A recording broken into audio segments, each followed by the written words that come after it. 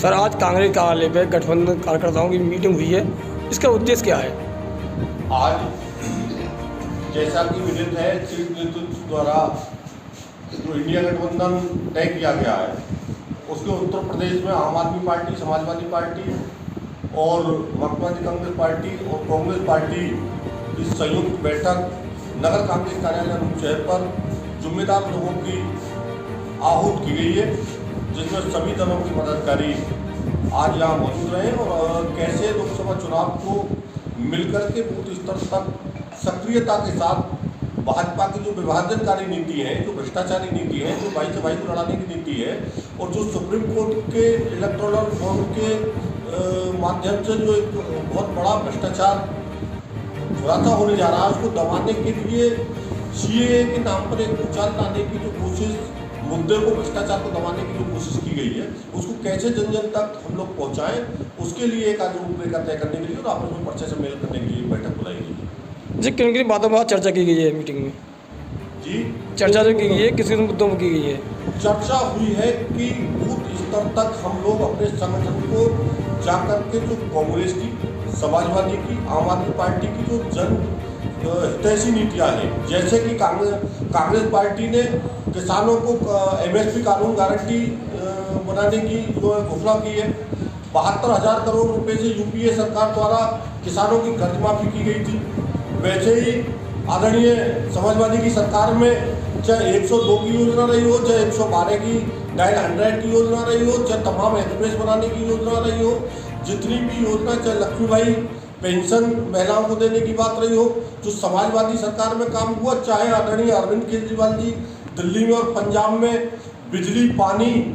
शिक्षा, चिकित्सा फ्री दे रहे हो और अब बहनों को 1,000 रुपये मासिक देने की बात हो, इन तमाम मुद्दे जो लोग हम काम कर चुके हैं उनको गारंटी के साथ विभाजनकारी नीतियों को, क्योंकि ये झूठ बोलने वाले लोग हैं, धर्म की बात करते हैं। सुप्रीम कोर्ट के आदेश पर मंदिर बना और ये कहते थे कि जो भगवान सबको दुनिया में लाता है, ये भगवान को लेकर आने की बात करते थे और ये कहते थे कि राम मंदिर के आधार पर हम 2024 को जीत जाएंगे। आपको पता होगा कि अब राम मंदिर, इन्हें पता है कि झूठों के साथ भगवान नहीं रहते, तो इनको मालूम है कि इनकी नैया पार भगवान के सहारे नहीं होगी, तो उनके पार्टियों को तोड़ने का, खरीदने का और सुप्रीम कोर्ट द्वारा इनके चुनावी चंदे से जो इनको उद्योगपतियों को बैकरोड से जो ये 15 लाख करोड़ रुपए जो इन्होंने माफ किए हैं, उसका भ्रष्टाचार उजागर होने जा रहा है। इन सब मुद्दों को कैसे जनता तक पहुंचाया जाए, उसको लेकर के बैठक हुई है। इसी क्रम में हमारे आदरणीय भ्रष्टाचार पर होगा और लोगों के अधिकारों को जो छीनने का भाजपा ने काम किया, उस मुद्दे को लेकर ये चुनाव होगा, क्योंकि भ्रष्टाचार इस देश का बहुत बड़ा मुद्दा है। थाने से लेकर प्रधानमंत्री तक भ्रष्टाचार पूरी तरीके से है। बेरोजगारी भारतवर्ष में चरम सीमा पर है। लोगों को एक और बात हुई तो उत्तर प्रदेश में सरकार बनी और शिक्षा का आधुनिकीकरण के नाम पर टीचरों को रखा गया और ये हो रहा है कि शिक्षा मित्रों को इस देश में तनख्वाह मिल रही है, लेकिन माइनॉरिटी के जो लोग हैं जिनको शिक्षा के आधुनिकीकरण के नाम पर रखा गया, उनको 5 साल हो रहे हैं, तनख्वाह नहीं दी गई है और न कोई कैबिनेट की मीटिंग की गई है। जबकि देश ये कहता है, जिस देश साक्षरता में पर देश का मुख्यमंत्री काम करना चाहता है, लेकिन जो मदरसों को आधुनिकीकरण के नाम पर जो मान्यता मिलनी चाहिए, 2017 में उत्तर प्रदेश के मुख्यमंत्री बने, आज तक कोई कैबिनेट की, मदरसा बोर्ड की बैठक नहीं है उनको मान्यता देने के लिए। 5-5, 7 साल से मान्यताओं के लिए फाइल पड़ी हुई है। इसीलिए ना तो वो शिक्षा पर काम कर रहे हैं, सिर्फ धर्म के नाम पर लोगों को बेवकूफ़ बना रहे हैं। हम लोगों को धर्म भी देंगे, शिक्षा भी देंगे, रोजगार भी देंगे, यही हमारे नेताजी का निर्णय है और इसी के साथ हम जो आगे बढ़ेंगे और इस देश में शासन, ये जो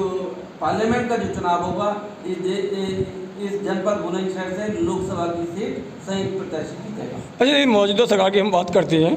तो मौजूदा सरकार के जो कार्यकर्ता हैं और जो विधायक हैं वो जनता के बीच जा रहे हैं और जो सरकार की जो नीति है उनको जो जनता के बीच गिरा भी रहे हैं, उसमें क्या कहेंगे? नया काम आप बता दीजिएगा। उन्होंने जीएसटी का विरोध किया,